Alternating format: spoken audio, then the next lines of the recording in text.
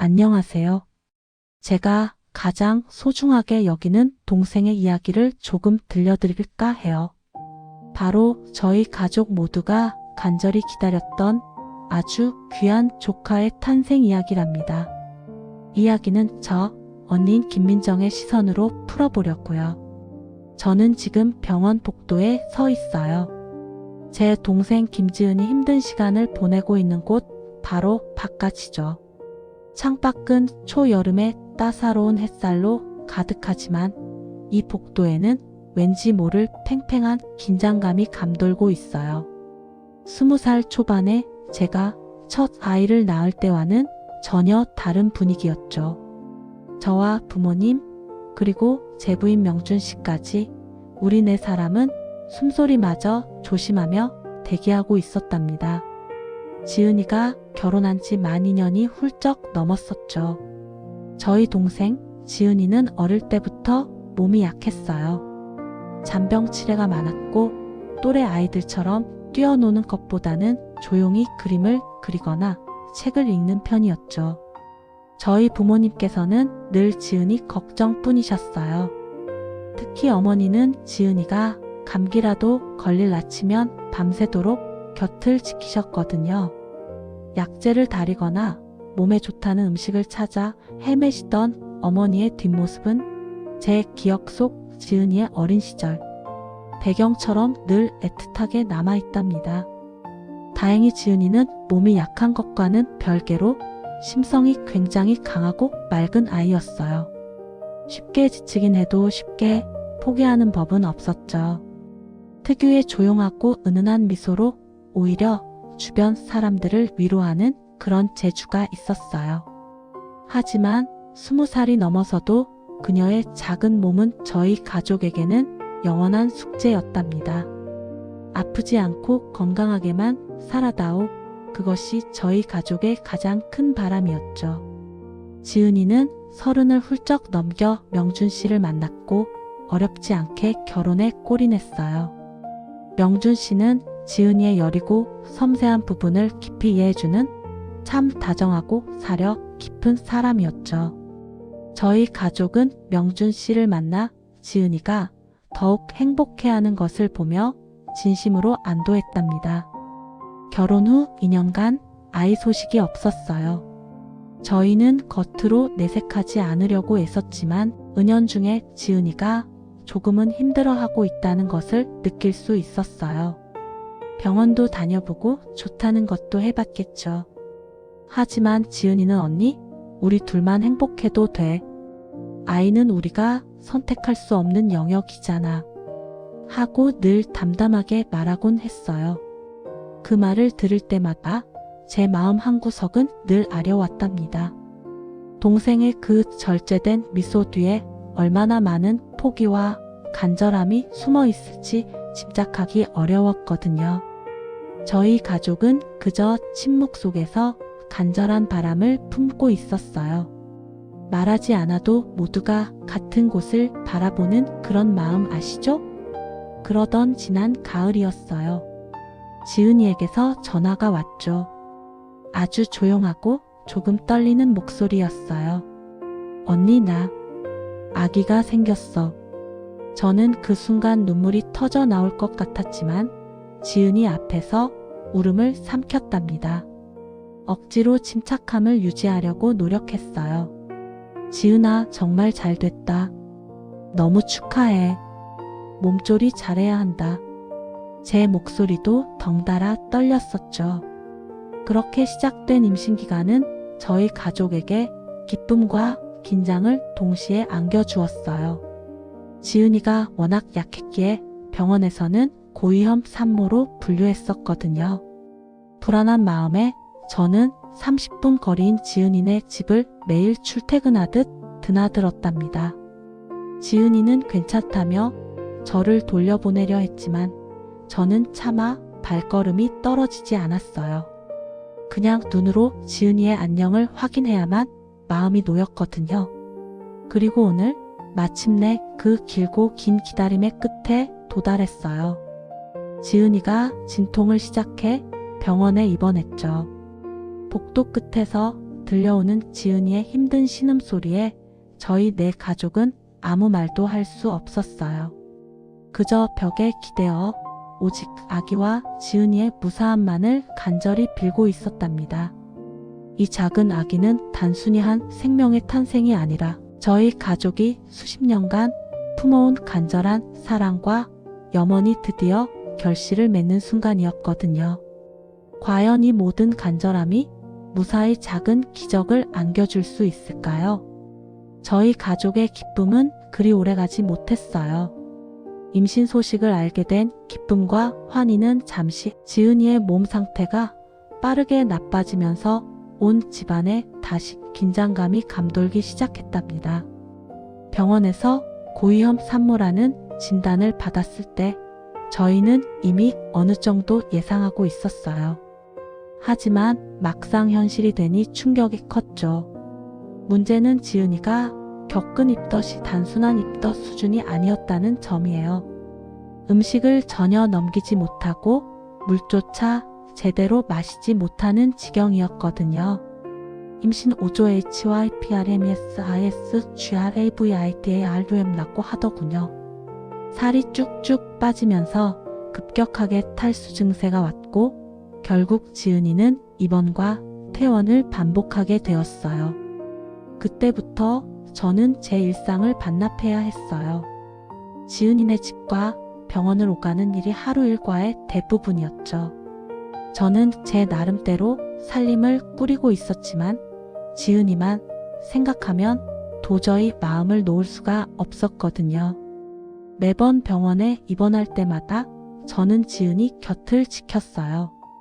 제부 명준 씨도 열심히 간병했지만 직장일 때문에 24시간 붙어 있을 수는 없었으니까요. 힘들긴 했어요. 지은이가 조금이라도 먹을 수 있는 게 뭘까 싶어 온 동네 시장을 뒤지고 유튜브로 별의별 레시피를 다 찾아봤거든요. 미지근한 보리차 한 모금도 겨우 마시는 동생을 보면서 저는 사실 속으로 많이 울었어요. 옆에서 지켜보는 것 말고는 해줄 수 있는 게 아무것도 없다는 무력감이 들었거든요. 그때마다 저희 어머니의 전화는 제게 또 다른 걱정거리를 안겨주었답니다. 어머니는 당신께서 직접 지은이를 돌보지 못한다는 죄책감과 딸이 힘들어하는 모습에 대한 불안감으로 매일 저에게 전화를 하셨어요. 민정아, 우리 지은이 오늘 아침엔 뭐라도 좀 먹었니? 네, 엄마. 걱정 마세요. 방금 의사 선생님이랑 이야기했는데 오늘은 컨디션이 나쁘지 않대요. 수액 맞고 좀 괜찮아졌어요. 제가 이렇게 애써 담담하게 말해도 어머니의 불안은 쉽게 가시지 않았죠. 아휴, 얘가 왜 이렇게까지 힘들어하는 거니? 내가 어릴 때부터 몸을 좀 더 잘 챙겨줬어야 하는데 다 엄마 탓인 것 같구나. 어머니의 자책 섞인 목소리를 들을 때마다 제 마음이 더 무거워졌어요.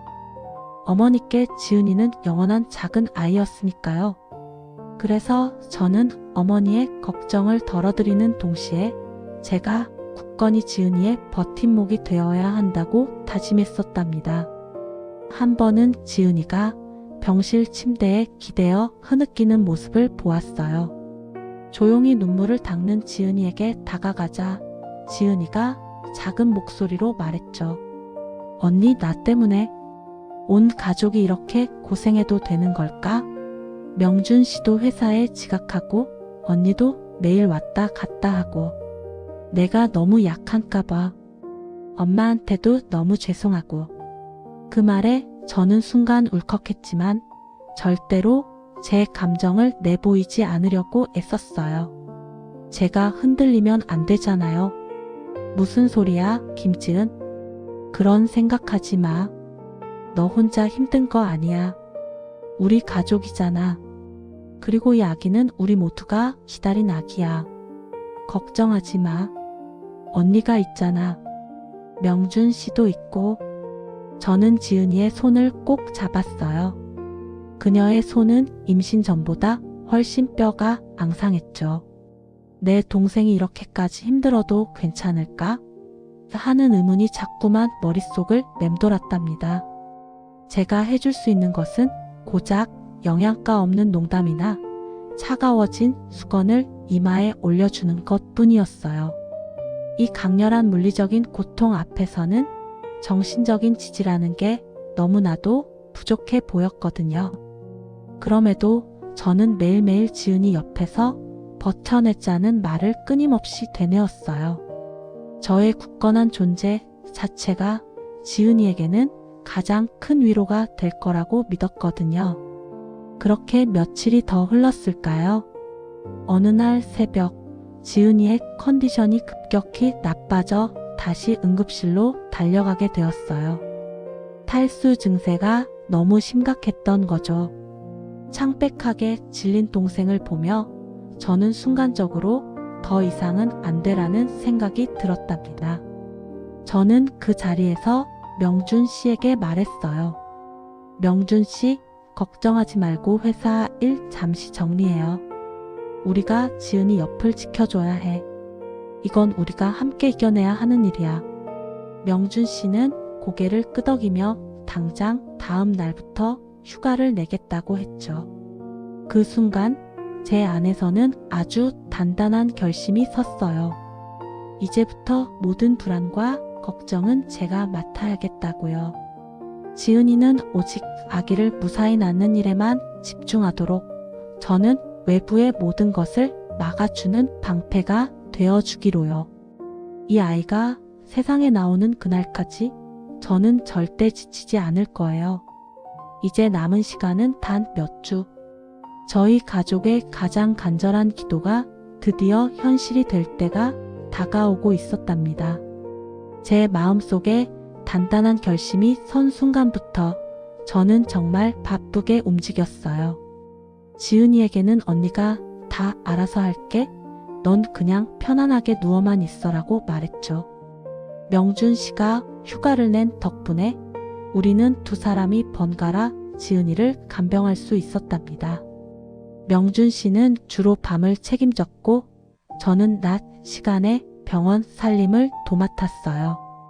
제가 가장 먼저 한 일은 어머니의 불안을 잠재우는 것이었어요. 어머니는 매일매일 전화로 지은이의 상태를 확인하셨는데 그때마다 저는 지은이가 조금이라도 나아진 부분을 과장해서 말씀드렸어요. 엄마, 오늘 지은이가 죽을 반 그릇이나 먹었어요. 이제 좀 살이 붙는 것 같아요. 또는 의사 선생님이 이제 곧 퇴원해도 될 것 같대요. 아기 심장 소리도 아주 우렁차대요. 이런 식이었죠. 어머니의 안색이 조금이라도 편안해지시는 걸 확인해야 저도 마음이 놓였거든요. 어머니는 저의 말을 듣고 안심하셨는지 병원에 자주 오시는 대신 집에서 지은이에게 보낼 반찬이나 몸에 좋은 것들을 만드시기 시작했어요. 저는 그 모습에서 역시 우리 엄마는 강한 분이야 하고 생각했답니다. 어머니의 사랑과 저의 헌신적인 돌봄 덕분에 지은이의 컨디션은 놀랍게도 조금씩 회복되는 듯 보였어요. 구토 횟수가 줄었고 미음을 조금씩 넘길 수 있게 되었죠. 하지만 이 작은 희망 속에서도 저는 문득문득 묘한 불안감을 느꼈어요. 어느 날 저녁 병원에서 늦게까지 지은이를 돌보고 막 집으로 돌아가려는데 병원 로비에서 명준 씨를 만났답니다. 명준 씨는 분명 저와 교대하자마자 지은이 곁으로 올라갔어야 했는데 로비 소파에 앉아 낯선 여성과 대화하고 있었어요. 그 여성은 단정한 정장 차림이었고 명준 씨는 왠지 모르게 초조해 보였죠. 저는 걸음을 멈추고 두 사람을 유심히 바라보았어요. 가까이 다가가 대화를 엿들을 수는 없었지만 그 여성의 손에는 서류 봉투 같은 것이 들려 있었고 명준 씨는 그 서류 봉투를 받아 들고는 고개를 숙였어요. 두 사람의 대화는 짧았고 여성이 명준 씨에게 인사를 건네고 떠나자 명준 씨는 깊은 한숨을 내쉬었죠. 저는 명준 씨에게 다가가지 않고 조용히 몸을 숨겼답니다. 도대체 무슨 일이지? 머릿속이 복잡해졌어요. 명준 씨는 회사에 휴가를 냈다고 했는데 그 여성은 혹시 직장 동료일까요? 아니면 명준 씨가 숨기고 있는 다른 고민이 있는 걸까요? 며칠 뒤 명준 씨가 잠든 사이 저는 무심코 그의 외투 주머니를 정리하다가 로비에서 보았던 그 서류 봉투를 발견했어요. 봉투를 열어보니 안에는 명준 씨가 다니던 회사의 권고사직 통지서와 함께 복잡한 내용의 이직 관련 서류가 들어 있었어요. 저는 순간 숨이 턱 막혔답니다. 명준 씨는 지은이가 아프기 시작한 이후로 회사에 계속 지각하고 결근을 반복했던 것 같아요. 결국 가장 중요한 시기에 직장을 잃은 거였죠. 게다가 이직을 준비하면서도 지은이에게는 이 사실을 철저하게 숨기고 있었던 거예요. 명준 씨는 지은이에게 회사에 휴가를 냈다고 말했지만 사실은 직장을 잃은 상태였던 거죠. 저는 그 서류를 다시 봉투에 넣으면서 명준 씨의 깊은 한숨이 무엇을 의미했는지 비로소 깨달았어요. 명준 씨는 지은이가 힘든 시간을 보내는 동안 가장으로서의 막중한 책임감과 자신의 무력함 사이에서 얼마나 괴로워했을까요? 지은이에게는 이 사실을 알릴 수 없었을 거예요. 그렇지 않아도 몸이 약해 죄책감에 시달리는 지은이에게 가장의 어려움까지 짊어지게 할 수는 없었겠죠. 저는 그 봉투를 명준 씨 외투 주머니에 다시 넣어두고 아무 일도 없었다는 듯 지은이 병실로 돌아왔어요. 지은이는 편안하게 잠들어 있었고 명준 씨는 그 옆 간이 침대에서 곤히 자고 있었죠. 잠든 명준 씨의 얼굴을 보니 그가 얼마나 마음 고생을 했는지 짐작할 수 있었어요. 평소에 명준 씨는 늘 단정하고 깔끔했는데 며칠 새 얼굴에는 수염 자국이 거뭇했고 눈 밑에는 짙은 다크서클이 드리워져 있었거든요. 저는 문득 내가 지은이만 돌보는데 너무 집중했구나 하는 생각이 들었답니다. 지은이의 힘든 상황에만 몰입한 나머지 곁에서 묵묵히 모든 짐을 함께 지고 있던 명준 씨의 어려움은 미처 헤아리지 못했던 거죠. 저희 가족 모두가 지은이와 아기를 위해 헌신하고 있다고 생각했는데 사실 명준 씨는 가장 큰 폭풍을 홀로 감당하고 있었던 거예요. 이제 저의 임무는 단순히 지은이의 간병을 돕는 것을 넘어섰어요. 명준 씨의 비밀을 알게 된 이상 저는 이 문제를 함께 해결해야 할 공범이자 지원자가 되어야 했죠. 지은이가 모르게 명준 씨의 이직을 돕고 그의 어깨에 얹힌 짐을 덜어주어야 한다는 책임감이 느껴졌어요. 창밖의 하늘은 여전히 맑았지만 제 마음속에는 먹구름이 잔뜩 끼었답니다. 곧 태어날 조카를 향한 간절한 기도가 이제는 이 두 사람의 미래를 위한 기도로 바뀌어야 했거든요. 과연 저는 이 무거운 짐을 지은이 몰래 잘 감당해낼 수 있을까요? 제 마음속의 다짐이 더 깊어지는 순간이었어요. 이제는 두 사람의 행복을 위해 제가 조금 더 단단하고 지혜로워져야 할 때였죠. 명준 씨의 권고사직 통지서를 발견한 후 저는 잠시 혼란스러웠지만 이내 침착함을 되찾았어요. 지금 이 상황에서 제가 동생 지은이에게 이 사실을 알려서 불안하게 만들 수는 없었거든요. 제가 명준 씨와 공범이 되어 지은이 몰래 이 문제를 해결해야 했어요. 다음 날 아침 명준 씨가 지은이의 아침 식사를 챙겨주기 위해 잠시 병실을 비웠을 때 저는 그를 병원 옥상으로 불렀답니다. 옥상은 찬 바람이 불었지만 저희 둘만의 이야기를 나누기에는 가장 안전한 장소였어요. 명준 씨는 제가 무슨 이야기를 하려는지 이미 짐작하고 있는 듯 했어요. 그는 굳게 입을 다문 채 저를 바라보았죠. 저는 단도직입적으로 물었어요. 명준 씨, 왜 저한테 말 안 했어요? 회사 일 말이에요. 명준 씨는 시선을 피하며 한숨을 쉬었어요. 그 한숨 속에는 깊은 좌절감이 묻어 있었죠. 형님, 죄송해요. 지은이가 알면 안 되잖아요. 지금 워낙 힘든데 저 때문에 더 마음 고생할까봐. 지은이 걱정하는 마음은 알겠어요. 하지만 명준 씨, 이건 혼자 감당할 일이 아니에요. 회사를 그만둔 지 얼마나 됐어요? 한 달 조금 넘었어요. 지은이가 입원했을 때 회사에 계속 늦고 결국 제가 먼저 그만두겠다고 했어요. 지금은 이직을 준비하고 있지만 마음대로 안 되네요. 저는 명준 씨의 어깨가 너무 무거워 보인다는 것을 느꼈어요. 아픈 아내를 간병하는 것도 모자라 가장으로서의 책임을 져야 한다는 압박감이 그를 짓누르고 있었던 거죠. 명준 씨, 당분간은 이 사실 지은이한테 절대 비밀로 해요. 저랑 약속해요. 지은이가 아기 낳고 몸조리 끝날 때까지는 아무 말도 하지 마세요. 명준 씨는 고개를 끄덕였어요. 네, 형님. 당연히 그래야죠. 그런데 형님한테까지 짐을 지우게 된 것 같아서 정말 면목이 없어요.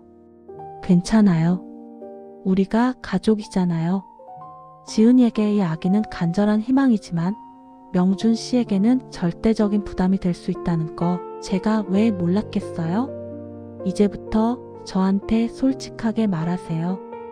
혹시 필요한 거 있으면 말하고요. 제가 지은이한테는 명준 씨 회사 사정 때문에 바쁘다고 말할게요. 당분간은 제가 더 병원에 있을게요. 그렇게 명준 씨와 비밀 동맹을 맺고 며칠이 흘렀어요. 명준 씨는 낮 시간에 숨어서 면접을 보러 다녔고 저는 지은이 곁을 지키며 명준 씨의 부재를 능숙하게 감췄답니다. 지은아, 명준 씨가 오늘은 지방 출장 때문에 못 온대. 대신 나랑 드라마 보자. 재밌는 거 새로 시작했대. 아, 그래? 요즘 명준 씨가 너무 피곤해 보여서 걱정이었는데 잘 됐네. 언니 미안해. 언니까지 고생시켜서. 지은이의 순진한 눈빛을 볼 때마다 제 마음이 아팠어요. 이렇게까지 속여야 한다는 사실이 저를 괴롭혔죠. 그러던 어느 날 지은이가 저에게 불쑥 물었어요. 언니, 근데 명준 씨가 요즘 나한테 거짓말하는 것 같아. 제 심장이 덜컥 내려앉았어요. 응? 무슨 거짓말?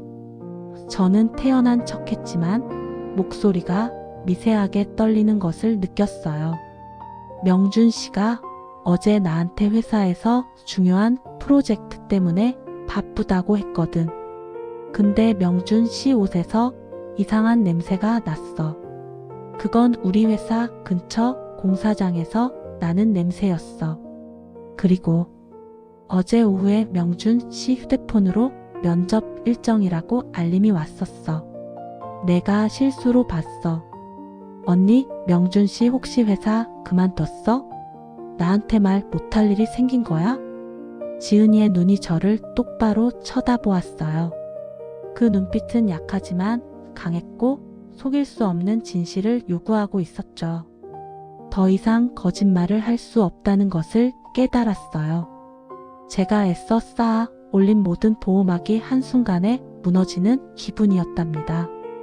저는 깊은 한숨을 쉬고 지은이의 손을 잡았어요. 지은아, 미안해. 언니도 너한테 거짓말했어. 사실은 명준 씨가 한 달 전에 회사를 그만뒀어. 너 힘들까봐, 아기 걱정할까봐 우리 모두가 비밀로 하자고 했던 거야. 지은이의 눈동자가 흔들렸어요. 그녀의 얼굴에는 서운함과 충격, 그리고 미안함이 뒤섞인 복잡한 감정이 떠올랐죠.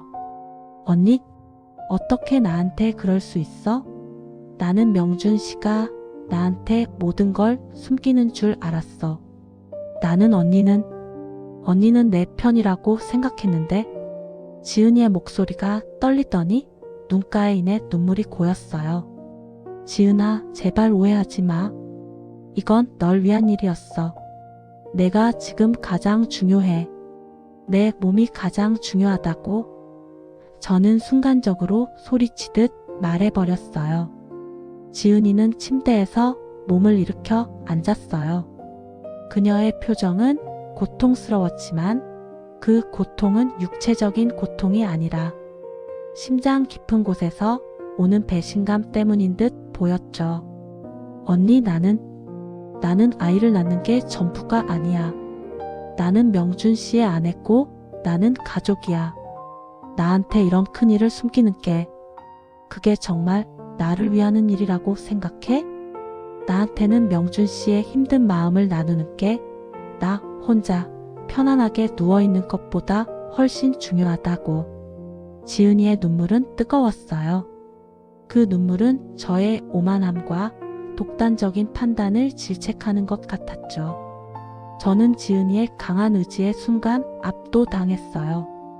제가 지은이를 너무 약하고 여린 존재로만 판단했던 거예요.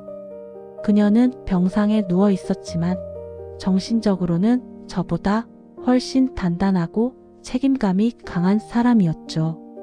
저는 고개를 숙일 수밖에 없었어요. 지은아, 미안해. 언니가 너무 섣불렀어. 너를 지켜주고 싶어서 그랬는데 오히려 너한테 상처를 줬구나. 명준 씨한테도 사과할게. 명준 씨가 너한테 말 못한 것도 너를 너무 사랑해서 그랬을 거야. 그때 병실 문이 열리고 명준 씨가 들어섰어요. 그는 우리의 싸늘한 분위기를 직감하고는 초조한 얼굴로 물었어요. 무슨 일이에요? 왜 그래요, 지은 씨? 지은이는 눈물을 닦더니 명준 씨를 바라보았어요. 그녀의 눈빛은 이제 슬픔을 넘어 결의로 가득 차 있었죠. 명준 씨, 나한테 다 말해줘요. 당신 지금 회사 그만뒀죠? 왜 나한테 숨겼어요? 왜 혼자서 힘들어했어요? 명준 씨는 저와 지은이를 번갈아 보며 어쩔 줄 몰라 했어요. 결국 모든 비밀이 드러난 거예요. 그는 제 손에 들려있던 서류 봉투를 보고는 모든 것을 포기한 듯 고개를 떨구었답니다. 미안해요, 지은 씨. 내가 잘못했어요. 지은이는 명준 씨에게 다가갔어요. 그리고는 힘겹게 그의 어깨에 기대어 흐느꼈죠. 아니에요, 명준 씨. 괜찮아요. 하지만 이제부터는 우리 함께 힘들어요. 나한테도 당신 짐을 나눠줘요. 나는 당신 아내잖아요. 저는 그 모습을 보면서 진정한 부부의 사랑이 무엇인지 깨달았어요. 제가 생각했던 헌신은 희생이었지만 지은이가 보여준 사랑은 함께 짊어지는 책임이었던 거죠. 그들이 서로에게 기대어 우는 모습을 보면서 저는 비로소 제 안의 모든 긴장이 풀어지는 것을 느꼈어요. 제 눈에서도 뜨거운 눈물이 흘러내렸답니다. 이젠 저도 더 이상 비밀을 지킬 필요가 없으니까요. 이 부부는 어떤 고난이 닥쳐도 서로를 의지하며 헤쳐나갈 수 있을 거라는 깊은 확신이 들었어요. 이제 그들의 가장 큰 버팀목은 서로였고 저는 그저 묵묵히 응원하는 가족으로 돌아가야 할 때였죠. 명준 씨와 지은이의 진실대면 이후 병실에는 묘한 평화가 찾아왔어요. 비밀이라는 무거운 짐이 사라지자 그들 부부는 비로소 서로에게 솔직하게 의지하기 시작했답니다. 제가 억지로 만들어냈던 평온이 아닌 진정한 의미의 안식이었죠. 그날 밤 저는 집으로 돌아와 늦도록 잠들지 못했어요. 지은이의 눈물과 명준 씨의 고백이 제 마음속에서 계속 메아리쳤거든요. 저는 제가 동생에게 얼마나 오만했는지 깊이 반성했어요. 저는 늘 지은이를 약하고 보호해야 할 동생으로만 규정했던 것 같아요. 제가 지은이에게 헌신하는 것이 곧 그녀를 위하는 길이라고 생각했었죠. 하지만 지은이에게 가장 필요했던 것은 제가 제공하는 물리적인 보호가 아니라 그녀를 동등한 성인이자 가족의 주체로 인정하는 것이었어요. 그녀는 겉으로 드러나는 여린 몸과는 달리 자신의 남편과 가족의 어려움을 함께 짊어질 강인한 의지를 가진 사람이었거든요. 그 깨달음은 제 삶의 시야를 완전히 바꿔놓았어요. 저는 그저 동생을 지키는 방패가 아니라 동생 부부가 스스로 어려움을 이겨낼 수 있도록 돕는 조력자로 한 걸음 물러나야 했죠. 그들 부부의 사랑은 제가 끼어들 틈 없이 견고했고 그 견고함이 앞으로 닥쳐올 모든 시련을 이겨낼 힘이 될 것임을 확신했어요. 며칠 후 지은이가 무사히 퇴원하고 집으로 돌아왔어요. 물론 여전히 입덧은 남아 있었지만 남편 명준 씨의 따뜻한 보살핌 속에서 훨씬 안정된 모습이었죠. 저는 이제 매일 병원에 가던 발걸음을 줄였답니다.